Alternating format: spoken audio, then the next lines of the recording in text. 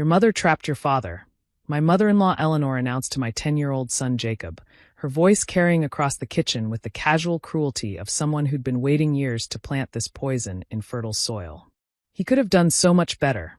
Married someone from a proper family, had a real career instead of supporting your mother's little dreams. Jacob found me an hour later, his small face twisted with confusion and hurt, asking the question that shattered something inside me. "Mommy, did you trap Daddy? Is it true you ruined his life?"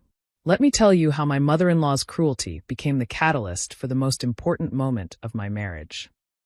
I met Thomas Whitmore at a coffee shop in Boston. I was 23, working as a waitress while trying to finish my nursing degree. He was 25, fresh out of Harvard Law, starting at his family's prestigious firm. We existed in different universes that happened to intersect over a spilled latte and an apology that turned into a conversation that turned into dinner that turned into forever. The Whitmores did not approve. Thomas's family was old New England money. Generations of lawyers, judges, and politicians whose names appeared on buildings at universities I couldn't afford to attend. His mother Eleanor had mapped out his entire life before he was born. The right schools, the right career, the right wife from the right family. I was none of those things. I grew up in public housing in Dorchester, daughter of a single mother who cleaned offices at night and slept during the days I was at school. I'd clawed my way to community college through scholarships and multiple jobs. I had nothing to offer except myself, no connections, no pedigree, no dowry of social capital. To Eleanor, I was a trap, a pretty distraction who'd ensnared her brilliant son before he could fulfill his potential. She'd said as much to Thomas before our wedding. "She's after your money," Eleanor had warned him. "Girls like her always are."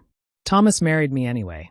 12 years later, we had 3 children, a home filled with love, and a mother-in-law who'd never stopped believing I was temporary. The incident happened at Eleanor's annual summer gathering. Every August, she hosted an elaborate party at the family's Cape Cod estate, a weekend of carefully curated networking disguised as family bonding. I attended out of obligation, spending most of my time keeping our children entertained while Thomas navigated his relatives' expectations. Jacob, our oldest, had wandered into the kitchen looking for a snack. I was upstairs helping his younger sisters with their swimsuits. I didn't know Eleanor was there. I didn't know she'd been drinking. I didn't know she'd finally decided to stop pretending. What I knew was that my son came to me with tears streaming down his face, asking if I'd trapped his father. "Where did you hear that?" I managed to ask, my voice steady despite the earthquake inside me. "Grandma Eleanor. She said you tricked Daddy into marrying you. She said he could have been somebody important if you hadn't ruined everything." I knelt down to his level, wiping his tears with hands that wanted to shake. "Sweetheart, that's not true. Daddy and I fell in love. Nobody tricked anyone." "But Grandma said." "Grandma is wrong. Sometimes grown-ups say things that aren't true, even grandmas." Jacob's face crumpled further. "She said I should know the truth. She said I'm old enough to understand what kind of person you really are." Thomas found us in the hallway outside our guest room. His expression shifted from curiosity to concern to something darker as Jacob repeated what Eleanor had said. I watched my husband's jaw tighten, watched the controlled anger build behind his eyes. The particular fury of a man who'd spent 12 years deflecting his mother's cruelty and just discovered she'd redirected it at his child. "Jacob," Thomas said quietly, kneeling beside our son. "What Grandma told you is wrong. Completely wrong. Do you understand? But why would she lie?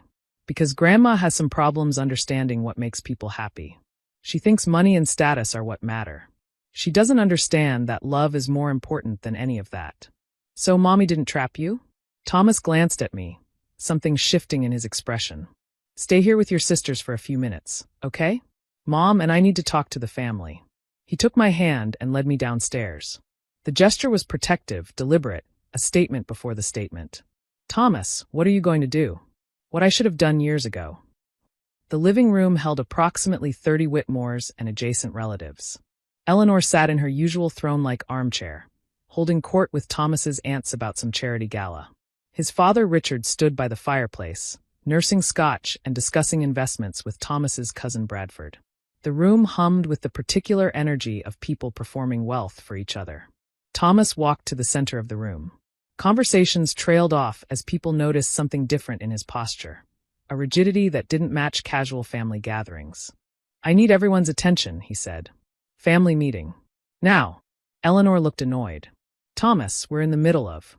Now, mother. The single word silenced her. In 12 years, I'd never heard Thomas speak to her with that tone. Neither had anyone else, apparently. The room went completely still. What's this about? Richard asked, setting down his scotch. This is about something my mother said to my 10-year-old son today. Thomas's voice carried across the room, controlled but cutting. She told Jacob that his mother trapped me, that I could have done better, that Caroline ruined my life. Murmurs rippled through the room. Eleanor's face cycled through surprise, defensiveness, and something that looked almost like satisfaction, as if she was pleased her message had finally been delivered. I was simply telling the boy the truth, she said. He's old enough to understand how the world works. He's 10. He's not old enough to understand why his grandmother would try to make him hate his mother. I wasn't trying to make him hate anyone. I was explaining reality. You had such potential, Thomas. Such promise. And you threw it away for what, mother? For the woman I love? For the children I adore? For the happiest years of my life? Eleanor's expression flickered. You don't know what happiness could have been. If you'd married properly. I did marry properly. Thomas's voice rose slightly. I married the woman who makes me laugh every morning, who challenges me to be better, who built a nursing career while raising 3 children, who gives more love in one day than this entire family has shown in my entire life. The silence that followed was devastating. Thomas wasn't finished. Mom, you're right about one thing. Caroline did trap me. He paused, letting the words land. She trapped me into the happiest years of my life. She trapped me into understanding what actually matters. She trapped me into being a father who's present, a husband who's devoted, a man who measures success by the people who love him rather than the zeros in his bank account. Eleanor's face had gone pale. Thomas, I'm not done. He took a breath. For 12 years, I've listened to your comments. The subtle digs, the passive-aggressive questions, the way you treat Caroline like a temporary inconvenience will eventually be replaced. I've excused it, deflected it, told myself you'd eventually come around. I was trying to protect you. You were trying to control me. There's a difference. He turned to face the room. All of you. Every Whitmore who's ever looked at my wife like she doesn't belong. Every cousin who's whispered about where she came from. Every aunt who's wondered aloud when I'd come to my senses. Several relatives had the grace to look uncomfortable. Others stared at their drinks. Caroline didn't trap me. I chose her. I chose her when she was a waitress working 3 jobs to pay for nursing school. I chose her when she had nothing to offer except kindness, intelligence, and a heart bigger than this entire estate. I chose her over the appropriate women you paraded in front of me, over the social climbing and the networking marriages and the loveless arrangements you call proper. He reached for my hand, pulling me to stand beside him. And if you ever speak to her or my children that way again, any of you, we're done. No more Cape Cod summers. No more holiday appearances. No more pretending this family is something it isn't. Eleanor stood slowly, her composure cracking. You would abandon your family? Your heritage? For her? I would protect my family. My real family. The one I chose and built and love. Thomas met his mother's eyes without flinching. You have never once acknowledged what Caroline has accomplished. She graduated nursing school while pregnant. She became charge nurse at one of the best hospitals in Boston. She saved lives while you've been counting social invitations.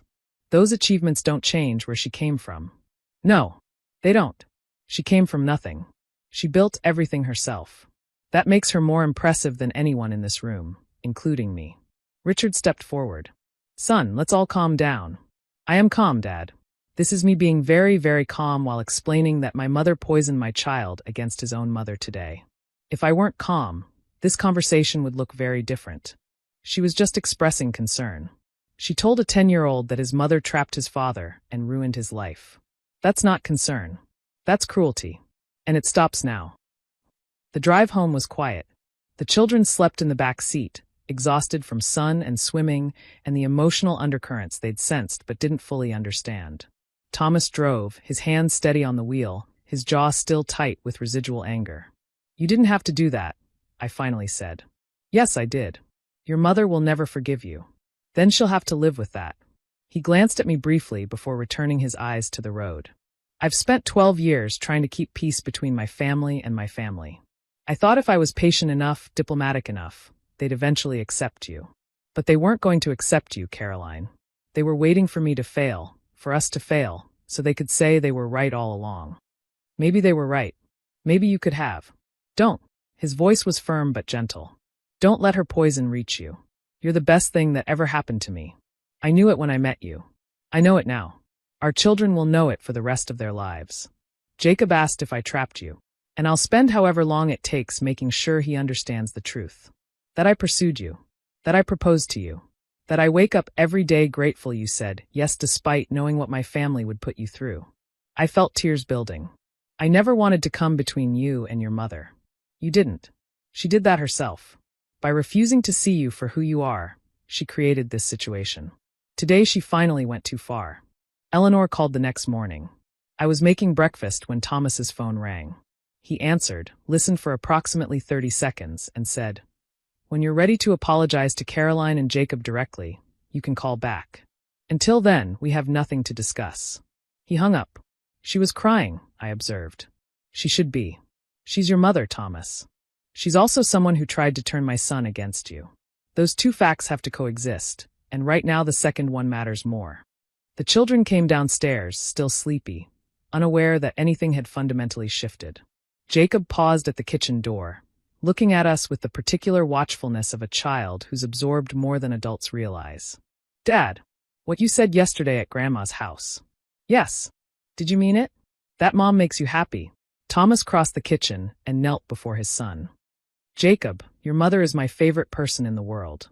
She's brave, she's kind, and she's the reason our family exists. Nothing Grandma or anyone else says changes that.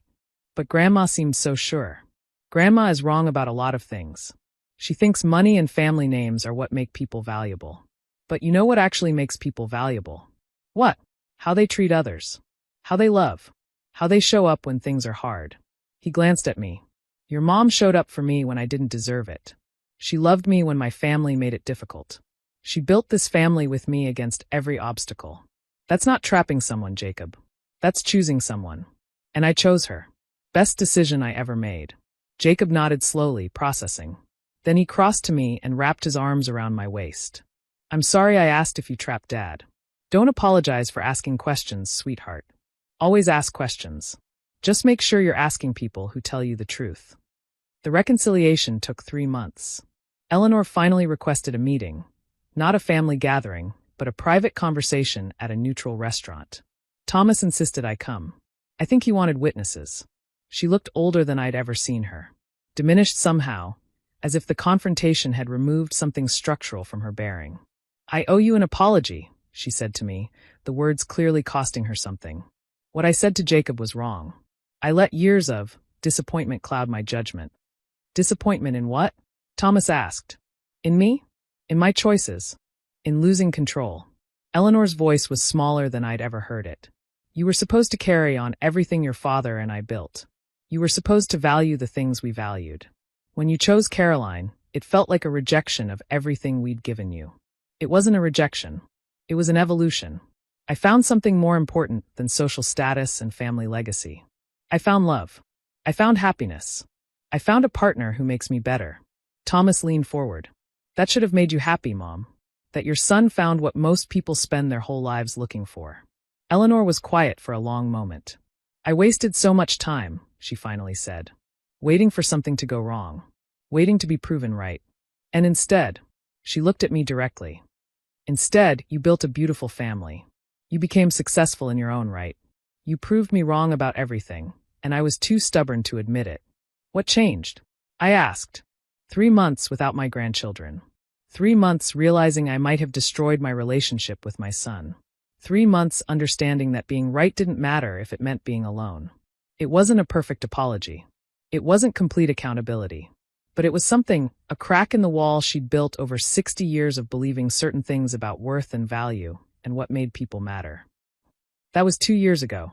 Eleanor and I aren't close. We probably never will be. But we've reached an understanding. She sees the children regularly, treats me with genuine respect, and has never again questioned whether I belong in her family. Last Christmas, she gave me a gift that surprised everyone. A framed photograph from Thomas's and my wedding day, one I'd never seen before. In it, Thomas is looking at me while I'm looking at the camera, and his expression is pure, unguarded love. I took this, Eleanor admitted. And I never showed anyone because it proved everything I didn't want to believe. What did it prove? That he never looked at anyone the way he looked at you. Not before, not since. She paused. I'm sorry it took me so long to see what was always obvious. I hung that photo in our bedroom, where I see it every morning. A reminder that love is visible to anyone willing to look. And a reminder that sometimes, the people who doubt us the most eventually become witnesses to our truth.